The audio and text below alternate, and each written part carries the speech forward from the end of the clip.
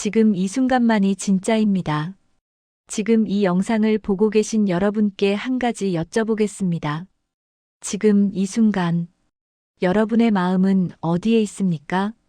어제 누군가에게 들었던 상처 주는 말을 아직도 마음속에서 되씹고 있지는 않으십니까? 이미 지나가 버린 그 순간을 지금 이 자리에서 다시 살아내고 있지는 않으십니까? 아니면 아직 오지도 않은 내일의 걱정을 지금 이 시간에 미리 끌어안고 계시지는 않습니까?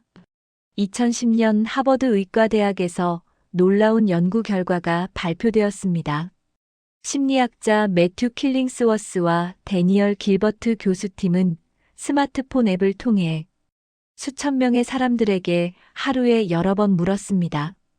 지금 이 순간 당신의 마음은 지금 하고 있는 일에 집중하고 있습니까? 그 결과는 충격적이었습니다. 인간은 깨어있는 시간의 무려 47%를 지금 이 순간이 아닌 다른 곳에서 보내고 있었습니다. 거의 절반에 가까운 우리의 삶이 지금 여기가 아닌 곳을 떠돌고 있는 것입니다. 그리고 연구는 한 가지를 더 밝혔습니다. 마음이 현재를 떠나 있을 때 인간은 더 불행하다고.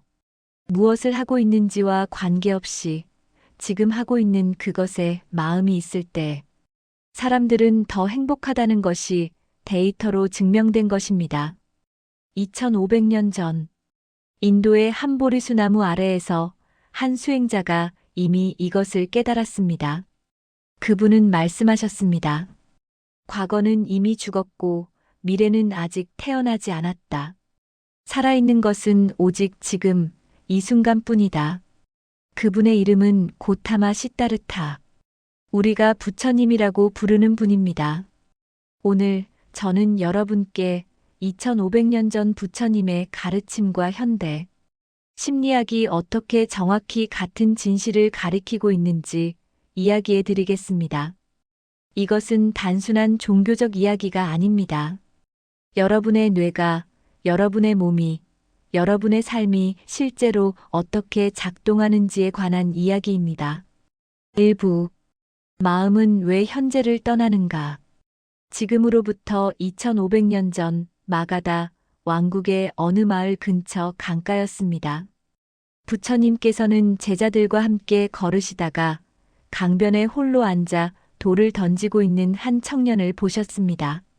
청년의 이름은 난다였습니다. 그는 석 달 전 아버지의 사업이 무너지고 오랫동안 사랑해온 여인과도 이별하고 난 뒤 매일 이 강가에 나와 멍하니 시간을 보내고 있었습니다. 밥을 먹어도 맛을 몰랐고 잠을 자도 쉬는 것 같지 않았습니다. 그의 몸은 강가에 있었지만 그의 마음은 언제나 석 달 전 그날에 머물러 있었습니다. 부처님께서 그의 곁에 조용히 앉으셨습니다. 난다야, 너는 지금 그 돌을 어디로 던지고 있느냐? 청년은 고개를 들지 않은 채 대답했습니다. 그냥 던지고 있습니다, 스승님. 아무 생각 없이요. 부처님께서 잔잔하게 말씀하셨습니다. 아니다. 내 몸은 여기 강가에 있지만 내 마음은 이미 석 달 전 그날에 가 있구나. 아니면 아직 오지 않은 내일 어딘가를 헤매고 있거나. 난다는 아무 말도 하지 못했습니다. 그 말이 너무나 정확했기 때문입니다. 그는 단 한순간도 지금 이 강가에 있어 본 적이 없었습니다. 몸만 여기에 있었을 뿐, 마음은 항상 다른 어딘가에 있었습니다. 현대 심리학은 이것을 마음 방황 마인드 완더링이라고 부릅니다. 우리의 뇌에는 아무 자극이 없을 때 자동으로 활성화되는 회로가 있습니다. 과학자들은 이것을 디폴트 모드 네트워크라고 부릅니다.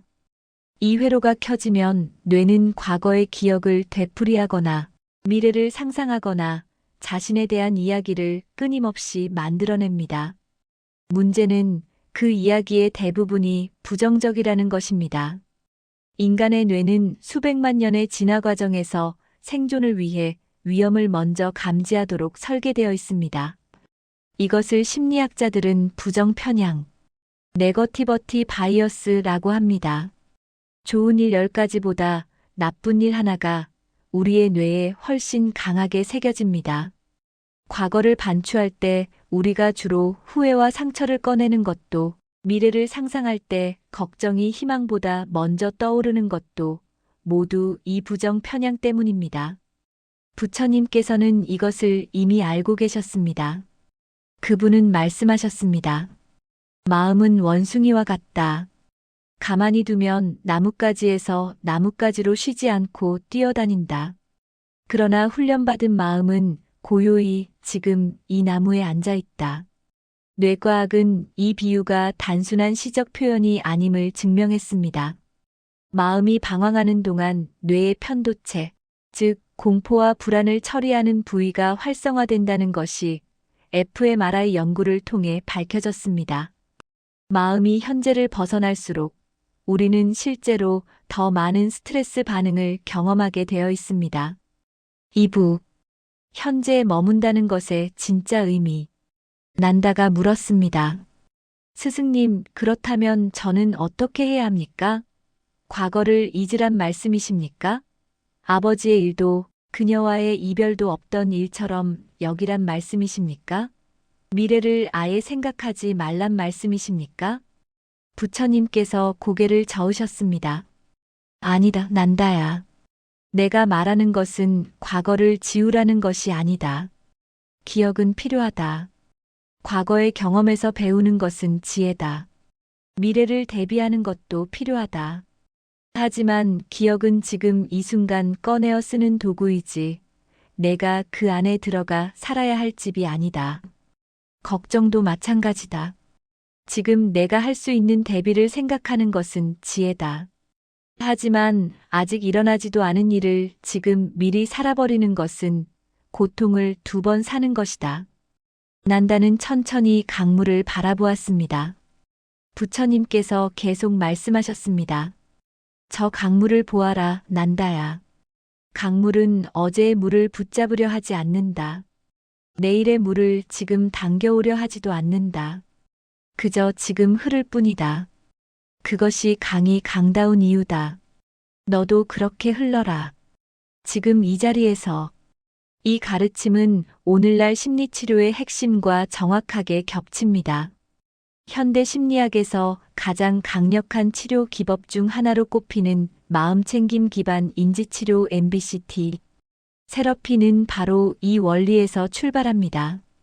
MBCT는 우울증 재발률을 무려 43%나 낮춘다는 것이 대규모 임상 연구로 증명되었고, 영국 국립보건원 NHS은 이 치료법을 이미 공식 우울증 치료 프로그램으로 채택했습니다.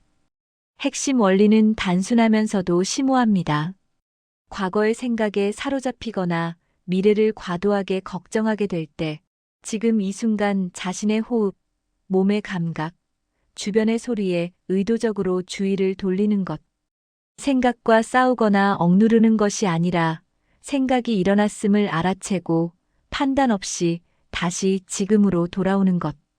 이것이 바로 부처님께서 2500년 전에 가르치신 사념처 수행. 몸과 느낌과 마음과 법을 지금 이 순간 있는 그대로 관찰하는 수행과 놀랍도록 일치합니다. MIT 신경과학 연구팀의 연구 결과에 따르면 마음챙김 명상을 8주간 꾸준히 실천한 사람들은 뇌의 편도체의 크기가 실제로 줄어들었으며 전두엽 피질의 두께는 오히려 두꺼워졌다고 합니다. 감정에 휩쓸리는 부위는 작아지고 이성적으로 생각하는 부위는 강해진 것입니다. 부처님께서 마음은 훈련할 수 있다고 하신 그 말씀이 뇌과학으로 증명된 것입니다. 3부. 현재에 집중하면 일어나는 일. 며칠이 지난 후 난다는 다시 부처님을 찾아왔습니다. 그런데 이번에는 표정이 달랐습니다. 무언가를 발견한 사람의 얼굴이었습니다. 스승님, 이상한 일이 있었습니다. 어제 아침 밥을 먹는데 밥 한 톨 한 톨이 느껴졌습니다. 지금까지 수천 번 밥을 먹었는데 이런 적이 없었습니다.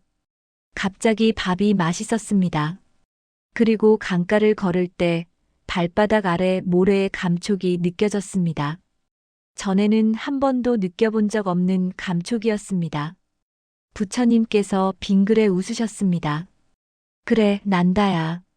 내가 처음으로 밥을 먹은 것이다. 처음이라고요? 저는 매일 먹었는데요. 매일 입에 넣었지만 먹은 것은 아니었다. 입에 넣는 동안 내 마음은 어제도 내일도 있었으니까. 오늘 비로소 내가 지금 이 순간 밥을 먹은 것이다. 강가를 걸은 것이다. 살아있는 것이다. 난다는 한참 동안 말이 없었습니다. 그리고 천천히 물었습니다. 스승님, 그렇다면 저는 지금까지 살아있었던 것이 아닙니까? 부처님께서 조용히 대답하셨습니다. 몸은 살아있었다. 하지만 삶을 살지는 않았다. 이것은 단순한 철학적 울림이 아닙니다. 하버드 의과대학 심리학자 앨런 랭어는 수십 년간 마음 챙김의 효과를 연구했습니다. 그녀의 가장 유명한 실험에서 75세 이상 노인들을 20년 전의 환경, 그 시절 음악, 그 시절 뉴스, 그 시절 사진으로 가득한 공간에서 생활하게 했습니다. 단 일주일 만에 참가자들의 시력이 좋아지고 청력이 개선되고 기억력과 근력이 향상되었습니다. 의식이 현재에 완전히 몰입했을 때 몸까지 따라온 것입니다.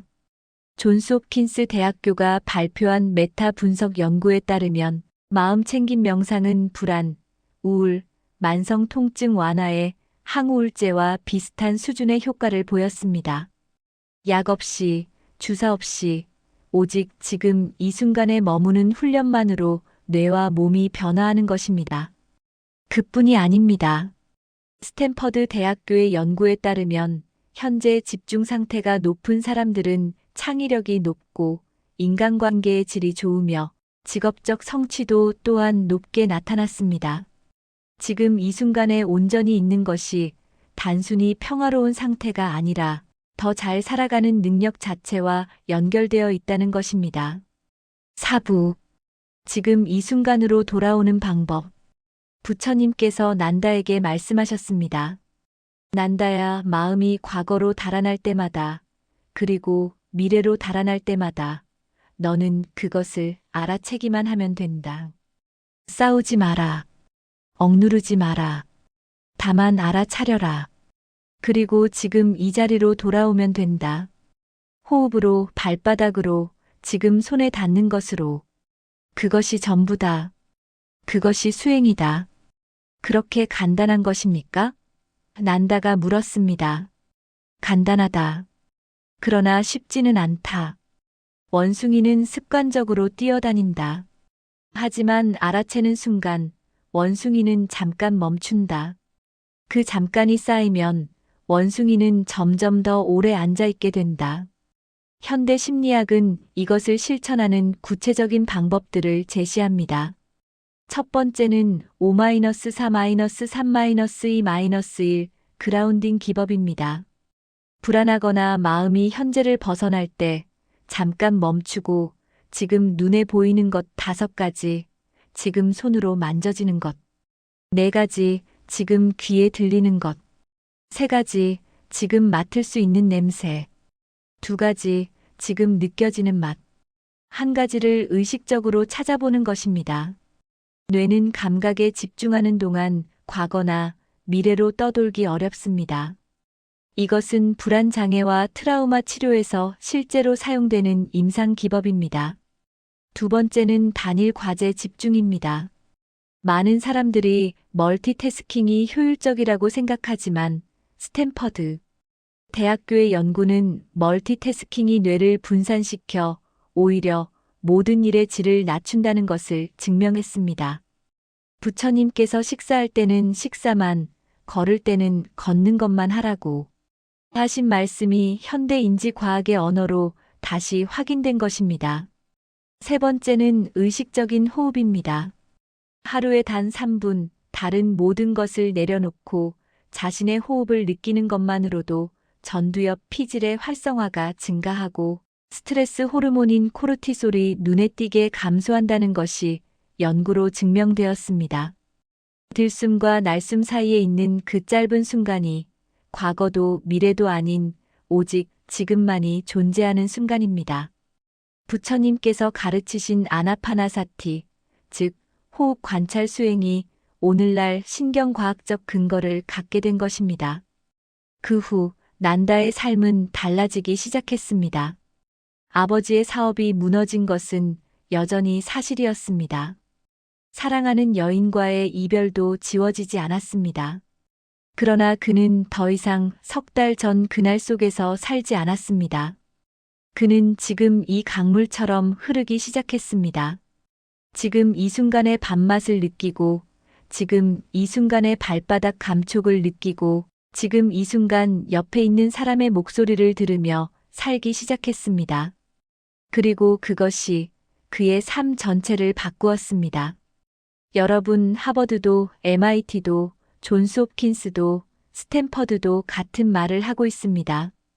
그리고 2500년 전 보리수나무 아래의 한 수행자도 같은 말을 하셨습니다. 지금 이 순간 여기에 있어라. 과거는 이미 끝났습니다. 미래는 아직 오지 않았습니다. 우리가 실제로 살 수 있는 유일한 시간은 지금 이 순간뿐입니다. 오늘 하루 딱 한 번만 해보시기 바랍니다. 밥을 드실 때 그 한 입에 온전히 머물러 보시기 바랍니다. 누군가와 이야기할 때 그 사람의 목소리에 온전히 있어 보시기 바랍니다. 걸을 때 그 발바닥의 감촉에 온전히 있어 보시기 바랍니다. 그 짧은 순간들이 쌓일 때 여러분의 뇌가 변하고 삶이 변합니다. 그것이 부처님께서 가르치신 길이고 현대 과학이 증명한 길이며 지금 이 순간 여러분이 시작할 수 있는 가장 작고도 가장 강력한 변화입니다. 오늘도 함께 해주셔서 감사합니다.